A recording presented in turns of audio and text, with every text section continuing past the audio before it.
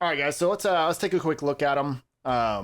Obviously, most of you guys here on stream are regulars. You guys have already seen all this stuff. I haven't fully read through them. I've just kind of gotten people's opinions and whatnot on the different ones in Discord, and then I obviously heard that Light and Dark are OP.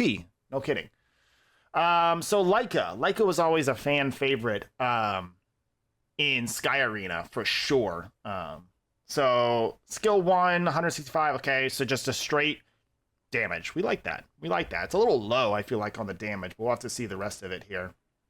Let's see. Attacks the enemy target with Blazing Fury and recovers its HP based off that. Okay, so built-in vampire. I wonder if these guys would be, because from what I remember in Sky Arena, all of these guys actually were decent on vampire runes. So I wonder if this would be an opportunity for vampire to shine. We'll see. I think out of all monsters, these guys, you could probably make an argument for vampire runes. This one, when attacking, attribute advantage attack, which is pretty cool. This is what Theomars is supposed to have. Water Ifrit. Theomars is supposed to have this, but he doesn't. And I think that would actually be good for Theomars and bring him back up a little bit, just as like a good damage dealer all around. Because right now it's like, he's kind of useless in most situations other than just being a good water damage dealer, but we have plenty of water units, so... yeah, I was kind of sad when I first pulled Theomars. He was my first Nat 5 in this game.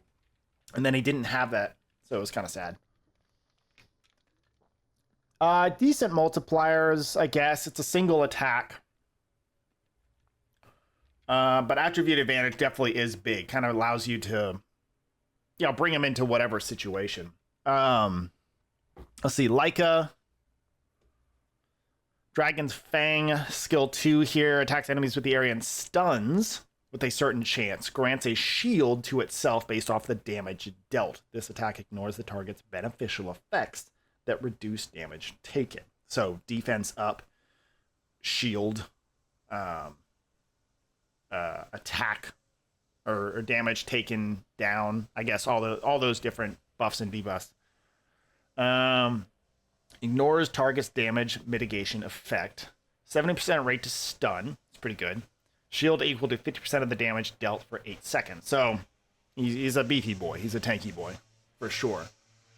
I do see immunity somewhere, so let's get to his passive. Okay, so passive here is damage taken at once does not exceed a certain ratio. So 15%. So he can't take more than 15% damage at a single time. So you'll have to chunk him down, maybe with attack speed monsters or something like that. Let's see. And uses Justice with a certain chance. And Justice was the second skill, or the first skill. Let's see. Uses Justice with a certain chance when hit by skill attack. Applies immunity to itself if a shield disappears after taking damage from an enemy attack. So he gets hit with his shield on. He puts his shield on with his skill 2. Okay? Based off the damage he deals. That shield is on him. He gets hit. That shield goes away. And then he immediately applies immunity to himself. Applies immunity to itself if the shield disappears. Yeah, okay. And then of course use Justice one time when hit by a skill. Wow, okay. He's really just a solid damage dealer. He's a solid, like, you put him in basically any situation and he's going to perform. Okay. And then I guess he's going to show ultimate here in a second. Let's see, ultimate ignores damage reduction effects, drains, attribute advantage, stuns, shield. Yeah, he's just a solid damage dealer. Is nothing special. There's nothing crazy. I think the only thing that really makes him super unique is probably the built-in drain, right? The built-in vampire effect. He's just a beefy boy that stays on the field for a long time doing damage. So nothing special per se or crazy, but at the same time, just a really great unit. We got Chow. Chow was my first Dragonite in Sky Arena. Seems like he does a lot. So he has a different way of staying alive, and that is through cleansing himself a bunch. So we'll see how that translates here. So skill 1 looks like he's got a lot of, or his basic attack's got a lot of those. Did you see Storyteller's video? I was watching his stream a little bit this morning when he was doing his summon session, Prejudice, but I haven't seen his most recent video. I just hopped on the stream. Attacks the enemy target if its HP is below a certain ratio and has a certain level of Dragon's Soul. So it's another stackable thing. Consumes Dragon Soul to recover HP. So how much Dragon Soul? If a caster's HP is below 80% and has 2 Dragon Souls or more, recover HP equal to 15%. Okay, so he's constantly kind of healing himself. And then it gets rid of the Dragon Soul down. So that's on his basic. So he is constantly healing himself. So that's pretty good. Skill 2 here, or skill 1, I should say. Mana cost 3, 18 seconds. That's not bad on the mana cost. With Blazing Fury, deals damage based on its defense. Okay, so defense scaling. Wait, do we see what Leica is? Leica's all attack, right? So Leica's all attack scaling. So how do you guys think you're gonna build a Leica? Because obviously we can build Chow. He's defense scaling. We can build the Chow defense, obviously with kind of a typical knight build, I guess, with all the defense. But Leica seems like a little bit. If he's built on heavy attack, he's going to do a ton of damage, but like a well-coordinated timing could probably take down a Leica. Let's see. Ignores damage reduction effects, so that's, again, pretty big damage here. 678% of defense, 400% of attack. It's pretty big damage. I mean, it is a single hit, though. But it does ignore damage reduction effects. So, Ariel's defense buff. Cleef likes to throw up defense buffs a lot. Shields, those sort of thing. Yeah, Shiny, I probably agree. That's probably what I would do too. Honestly, that's what most of your damage dealers should be on anyway, because they have to survive in PvP. Okay, that's right. He was talking about the multipliers feeling a little bit weak. Okay, this one I think does a lot. Creates an aura that embodies the dragon's energy, removes a harmful effect on itself every certain time while dragon's energy is active, and applies frostbite to enemies within the area with a certain chance. In addition, applies defense up and a dragon soul to itself upon successfully removing a harmful effect. So dragon's energy, that's justice. So dragon's energy is activated. Remove 1 harmful effect every 2 seconds when dragon's energy is activated. So is that just when he has dragon energy on him at all? Because it's like the little stackable thing, like Thirst and all the other, the Ninetales have the stackable. Every 2 seconds when dragon's energy is activated, 70% rate, level 1 frostbite for 20 seconds. Upon removing a harmful effect, level 1 defense up for 20 seconds. And then level 1 dragon soul unremovable when he removes that harmful effect. Okay. I see what people are saying with him being a little lackluster, personally. I get it. He stays alive, but in a different way. I think he's still going to put out some good damage. I don't feel like his multipliers were too bad, especially with the added goes through damage mitigation effects. Yeah, I heard on Discord people are talking about the ultimate. So let's hop into the ult. Again, make sure you guys go subscribe to Chronicle Farmers. All right. Creates an aura that embodies the dragon's energy. Got it. Removes 2 harmful effects on allies within the area every certain time while dragon's energy is active. On allies. So that is everybody in the raid party, by the way. So just make sure we remember that. So that's allies. That includes other members of the raid party. It is on his ultimate, though, so can't really count on it. Ultimate Dragon's Dance energy for 20 seconds. Dragon's energy for 20 seconds. There it is. Ultimate Dragon's energy. Remove 2 harmful effects on all the allies every 2 seconds. So, like, you're never going to have harmful effects on you while this is activated. Level 2 Frostbite for 20 seconds. Frostbite's good, right? Because a move speed down. Let's see. Upon removing a harmful effect, level 2 defense up. So you will always have level 2 defense up for sure. Because you're always removing harmful effects. And then lastly is upon removing a harmful effect, level 2 Dragon Soul. So he's like a damage healer. Like he's not even a healer per se, because the cleanse back here is just himself. Remove on itself. So Obviously, if you get to the ult, that's important. The ult is really good for sure. But I don't know if it's enough to balance out the rest of the lackluster kit. I think he's good. I don't know why people are trashing on him that much. I definitely feel everybody's like, oh, Chow, worst one, blah, blah, blah. Yeah, he might be. We haven't gotten to Leo yet. Yeah, maybe good against Orbeas, especially like, Dark Orbeas or something like that. But we don't let Dark Orbeas through anyway, so I don't know. Again, it's hard to say when you just read. So Frostbite here slightly decreases attack speed and move speed and takes damage by a certain ratio. Yeah, so it's a dot. So we'll see. Leo was the one I was most interested in because right now in Sky Arena, not sure if you guys have played it much, but he is like #1 meta pick right now, period. And he's always the #1 ban too. So we got Wall of Text, deals damage based off of defense. Okay, another defense scaling, we like that. To the enemy target and applies skill deceleration. So single target, right? Deals damage based on defense to the enemy target. Uses Super Torrent, which is the next one, I believe. When used during Soul Link with level 10 Dragon Soul, use Super Torrent one time. I'm guessing that's the next skill. Or no, that's the Super Torrent here. I see it down below. Deals damage based on its defense, and the attack penetrates the target's defense, consumes all of its Dragon's Soul. So big damage, obviously. Torrent was always a big damage skill. Defense penetration is good.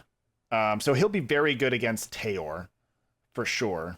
Okay, so just a big damage skill, for sure. And applies skill deceleration, so that's just a perk. Deals damage based off its defense to enemies within the area, so AoE, that's good.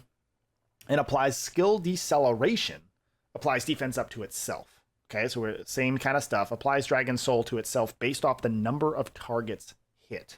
Applies Dragon Soul to itself based off the number of targets hit. Okay, so more Dragon Soul.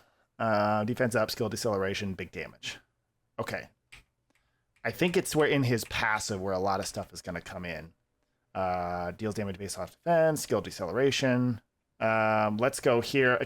All right, so Eye of the Storm. Accelerates its skill cooldown for a certain time at the start of the battle. Applies Dragon Soul to itself every certain time during battle. Got it. Decreases the damage taken based off the Dragon Soul level. Okay, so damage taken down 3% every Dragon Soul he has. Okay, so another tanky boy as usual. Suppresses all enemy and allied ultimate gauge up or down effects. This passive skill is only applied in the arena and siege battle, which obviously is coming out for us. Yeah, for sure. Okay, is there any more text down here? Suppresses skill cooldown up and down. Suppresses ultimate gauge up and down. Accelerates skill by... Okay. So yeah, obviously the Eliona users... the Juno users, obviously Juno's fire, but I still think he'll be okay. I think he's just a solid damage monster for against water comps too, especially with the defense penetration. We've got aerials and Taeors running around everywhere. So I think he's a solid damage monster without this cooldown up or down stuff. Suppress ultimate gauge up or down effects by 100%. So that means while he's on the field, there is no skill cooldown up or downs, and there are no ultimate gauge up or down effects. Is that what I'm reading? So while he's on the field, much like in Sky Arena, if he exists, this is being applied. So like Juno, let's say Juno, which most people have at this point, Juno would never get ultimate gauge up or the mana regen or whatever. And Orbia would never get mana regen on opposing weapons either, right? It's like, how Orbia gets her mana back if she uses an elemental advantage. So she wouldn't get that either. Or no, this isn't doing mana. This isn't doing summoner mana. This is just doing suppress skill cooldown and ultimate gauge. So it's not doing anything with the mana. Yeah, for sure. It sounds like he's a decent pick. We'll see, though. We've got a couple other up-and-coming wind monsters. There's the Ryteshes. There's Sir Acteon and whatnot that right now are currently handling a little bit of the water meta. But we'll see if he's just a solid pick. Light Joker, Tion, Kona. Yeah, definitely. All the Tions and Konas we have up in PvP. Yeah, I definitely see him being a counter pick more than like a must-have unit. We'll see. It's tough to say right now. We do know how much we do rely on Juno for certain things, but I don't know. Juno's ultimate gauge, I think, is a little bit of a plus. Increase mana. So it's not going to affect this. Remove all harmful effect forever, recover HP equal to... Alright, so she doesn't do harmful effect remove. Yeah, so this wouldn't affect Juno at all. Yeah, so this literally doesn't affect Juno at all. I mean, obviously Juno's a fire monster. So what other monster outside of Eliona is really meta that does this? Yeah, I should do the skill cooldown for sure. Yeah, Eliona, of course, there's that. Genos? Yeah, Genos does a little bit of skill cooldown. He's a little bit in the meta. What about the ultimate gauge? Ultimate gauge up. Eliona. I don't see a ton of Bastet. Skill cooldown. Instantly decreases the cooldown. Okay. Fang Yang Raitesh. Skill cooldown down. Obviously with Galleon. So that helps a little bit with the Galleon. For sure. Yeah, I mean, okay, so if it's Galleon, then I can see him as a secondary pick after they first pick Galleon. I can totally see that. Yeah, okay. So we can kind of go back now. I can definitely see him as a counter pick to Galleon, which obviously is needed, right? Because right now, people have been... oh yeah, Yanghan too. I think I'm thinking outside of the LDs. Yeah, Galleon is typically first pick. If it's not Galleon, it's either Juno, Ariel, or Galleon. First pick. Like, those are the three. So, and I've been talking with a bunch of people, and we don't feel like the Delphoid buff, the Raitesh change / buff, is enough to counter Galleon just yet. It's still a little bit early to kind of see with the new changes to Delphoid and Raitesh, but... So yeah, so that's Leo. Yes, Leo as a counter to Galleon definitely makes a lot of sense, for sure. Yeah, I haven't personally built Raitesh myself, so it's hard to say. I don't see many people using him, but it's still a little early. One-man army Jaeger, that's what I've heard. That is what I've heard. Like, look at all the hashtag he's got. Yeah, that's a good question. What do you guys think about the aesthetics? Obviously, Prejudice in here saying he loves the aesthetics. I was a little worried at first because I think we saw the unawakened state of them in the little dev video that they showed us. I had on my video a couple weeks ago, but I think they look better now for sure. I love the thickness of the shins and the thin, the shin guards. I feel like I'm a little weirded out by the top, like the helmet and stuff. But other than that, the helmet is nice. No, don't get me wrong. I think we're there. I think there's something a little off. I think we're like 95% there. So, okay, enough of that. So, Jaeger, more damage mitigation. Okay, so skill 1, nothing special. Obviously, passes, probably got something. Justice with Blazing Fury deals damage based on its max HP. So, HP scaling. We need more of those. And from what I've seen here, look at this. Max HP only. Not attack plus max HP. Max HP only. Very few monsters, Rakan being one of them, is like this, where it's just its max HP. So you can literally build him on full HP build. That's all right, Prejudice. We're all allowed to have a different taste. It's cool. Okay. Damage based on max HP. Damage mitigation. Crit damage taken down. So he's harder to hit. Or hard to kill. When caster is in King's Rage, defense penetration. Oh, wait. So stop. He has max HP damage.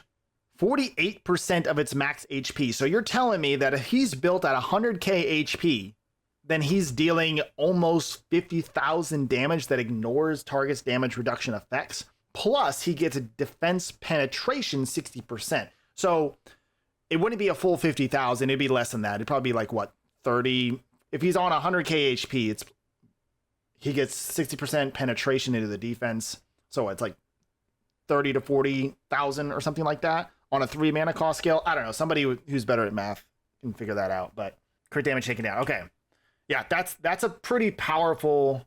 That is a pretty powerful skill, and on a 3 mana cost, like that does a ton of damage. Yeah, most Orbeas I see are like 50-ish, right? Like 50-ish HP, 50,000, maybe up to 60,000. It's on a really good Orbea. So 1 or 2 shots. And this ignores the shield that she pops too. Okay, let's keep going here. Dragon's Might. Deals damage based on its max HP. So again, just max HP scaling. We love that. Within the area and applies counterattack and crit damage up to itself. Counterattack and crit damage up to itself. Wow. Okay. The skill area of this attack, when it's in King's Rage. The skill area of this attack increases when it's in King's...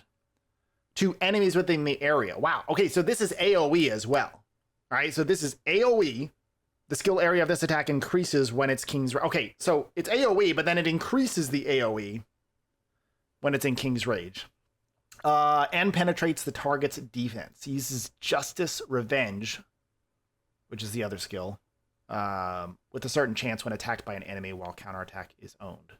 Can enter King's Rage state based off the conditions upon obtaining the passive. Okay. When caster is in King's Rage, defense penetration, counterattack, we like Justice Revenge with Blazing Fury, deals damage based on its max HP to the enemy target and applies crit damage taken up with a certain chance. This attack ignores the target's beneficial effects that reduce the damage taken and penetrates the target's defense. Okay, so it's just more damage, just so much damage. Holy moly. Okay, the passive though, gains CC immunity. So he cannot be CC'd. On top of everything else, he cannot be CC'd. So no silences, no oblivions, no stuns, no fear, right? No fear.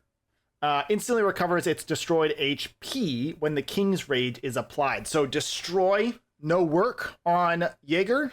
Good lord, this man. Okay. When a caster is in King's Rage, damage dealt up. Holy moly.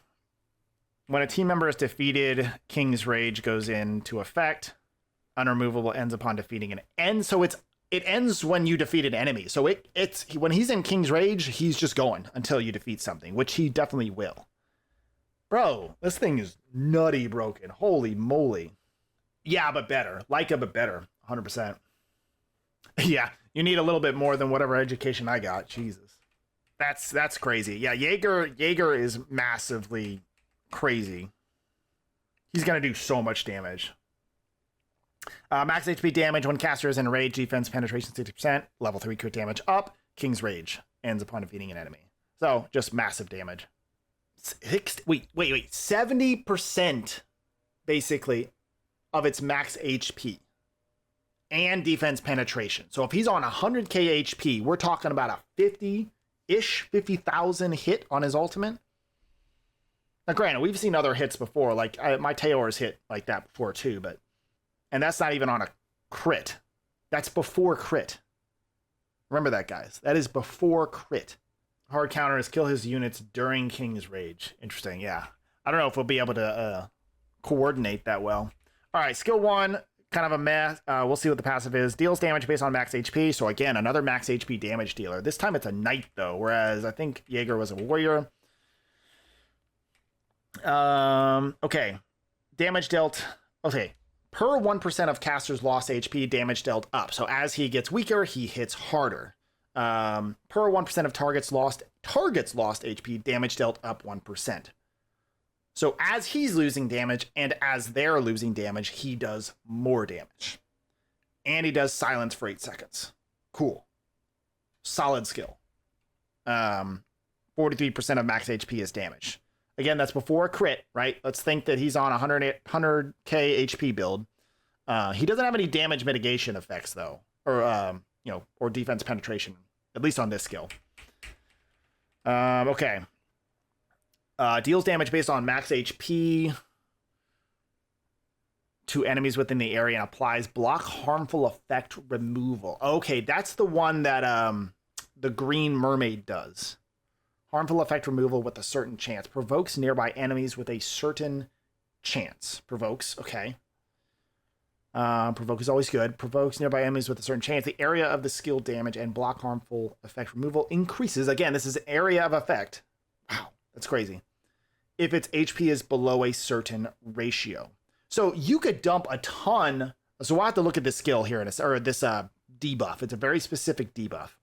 If caster's HP is below 50%, recover HP equal to 30% of its max HP. Jeez. So when you use this skill, every 24 seconds, mana cost 4, you basically heal yourself back up to nearly full.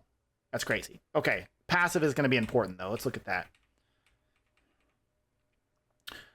Returns, this is the classic Ragdoll here. Returns a portion of the damage taken and decreases team monster's skill cooldown whenever it is critically hit by a skill attack. Yeah, in theory, it could be easy to dodge. When critically hit by a skill attack. So I know that in back in Sky Arena meta, we had a lot of damage dealer monsters. One in particular was Kaki. Kaki was the Fire Onimusha, and he was really good at doing a ton of damage without hitting a crit, right? So you build him on a full attack build with some HP and defense and whatnot, and he would always not land a critical attack, right? That was the point. But he would still do massive damage. So I wonder if we can eventually get a monster like that to counter. I honestly want more of this. I want more of these, if something lands crit, then it does something. But I just want a monster that we can go into that. Yeah, 0 cooldown on Ragdoll passive. So this is it is a true passive where it is always on. Yeah, so this will be reflect damage. So you kind of want to save him for last. Much like in Sky Arena, you're probably going to want to save him for last. Okay, no, you're right. I haven't looked into the magical archers too much, honestly. Okay, you're right. So the weak point... Oh, and Silver Fang, yeah. So there's a couple monsters that do the weak point damage, which is it's based off of precision versus their evasion. You do more damage based off of your own precision versus their evasion, and it doesn't crit. So yeah, you're right. So this would be a decent counter to Ragdoll, would be those weak point monsters. You're right. Good point. Good point, chat. And then his ultimate is max HP is damage, block harmful effect, 82% before crit. Oh my god. Block harmful effect removal. Do we not have that block harmful effect removal skill yet? Or no, we do, so we can look it up here in a second. Provoke for 14 seconds. Block harmful effect removal. Yeah, we're going to look at that. Recover HP equal to 100% of its max HP. So he ults right before he's dead, and boom. He's back in business again. I want to go look at that real quick. That block harmful effect removal. Harmful effect. It's this one right here. The only monsters that do it right now are these two. I know this one for sure. Okay, when removing... Let's see, let me do this. Okay, when removing a harmful effect on a target with this effect will disappear first, and other harmful effects can be removed afterwards. So, I got it confirmed while watching Storyteller a little bit, was that Juno does not do that, right? So you know how Juno cleanses everything off of a person? Juno can't. Juno would have to use her 5 mana cost skill twice in order to actually cleanse everything, right? So the little effect looks like this. When removing a harmful effect on the target with this. So let's think about another monster. Velajul just got buffed. Yeah, Lost Centuria. That's what it was. Another monster that just got buffed is Velajul, and I'm actually interested in Velajul because he cleanses everything, as well as puts up immunity after that, right? So Velajul will AoE cleanse everything. Let's put him up real quick. I think he may not be there yet, but he's definitely improved a lot. So the entire team gets all of their stuff cleansed, right? Everybody on the team gets everything cleansed, which is pretty dope. This was much needed. Right? And then immunity for 14 seconds. He's a little lackluster because of his skill 2. Doesn't really do a whole lot. But so in this case, he would only heal one at a time. And again, this is a 5 mana cost skill, which should be. I think it's pretty good for...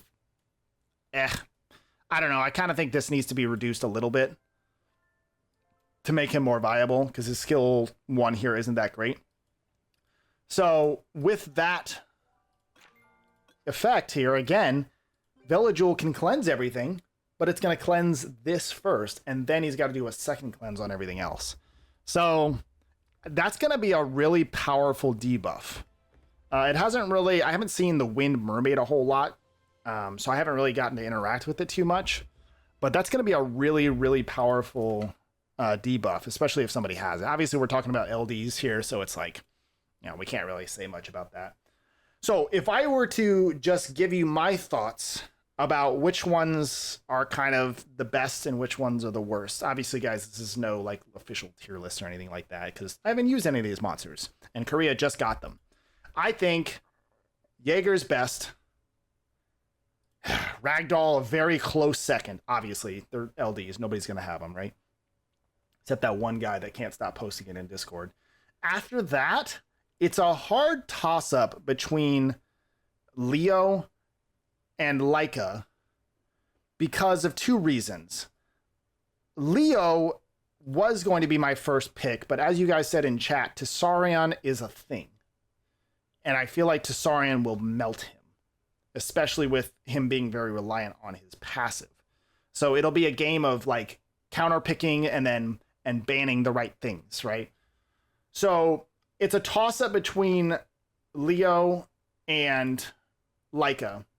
I think Leica has more versatility everywhere, whereas Leo is more specific, right? Especially against Galleons, which, because Galleon is in the meta, I'm going to put Leo first, Leica second, with Chow last. I know ultimates are big deals, but I also can't rely on the ultimate because a lot of fights are over very quickly. If you go up against Orbeas and stuff like that, a lot of times your fight is over extremely quickly. And I need them to provide value long before their ultimate comes up. So again, I think I'm going to go Jaeger, Ragdoll close second, Leica, Leo, Chow. That'll be my unofficial official tier list. Obviously, we're not going to get these monsters for a little bit, at least in NA and Global. So we will make sure to check out Storyteller streams so that way you guys can see these monsters in action. I know he just summoned a bunch of them, so we'll be able to see them in action over the next couple days for sure and see how they play out in their meta, right? All right, guys. Kind of wrap up the video here because it's probably going to be a little video most likely. All right, guys. Thanks for watching. Just again, my thoughts on the Dragon Knights. Do not own any of these, obviously. I don't play on the Korean server. These are just my thoughts, my reactions to them. I'm super excited, and I'm definitely saving for these Dragon Knights. I've kind of already decided in my head that I'm going to be skipping over both the Foxes and the Magical Archers and summoning on these Dragon Knights. Now, obviously, you guys make your own decisions. The Magical Archers sound like they're going to be good counter picks to some of the things that we're seeing here. So don't necessarily take my word for it in that you should, but those are just my thoughts. Especially as, you know, a low spender, right? I definitely do spend, so I'm not free to play or anything like that. But as a low spender, I still have to manage my mystical scrolls, and I can't just go on every single banner. So those are my thoughts. I think the Dragon Knights all have a place. I think they all look extremely good and meta shifting. And I think that's what's important, is that we get monsters that aren't just fill-ins, but they are monsters that really provide a different style of gameplay or really provide a counter to what is currently the style of gameplay in PvP. As usual, guys, I thank you guys for watching. That's going to be all for me. I'm Topher Smurf, telling you to keep on gaming.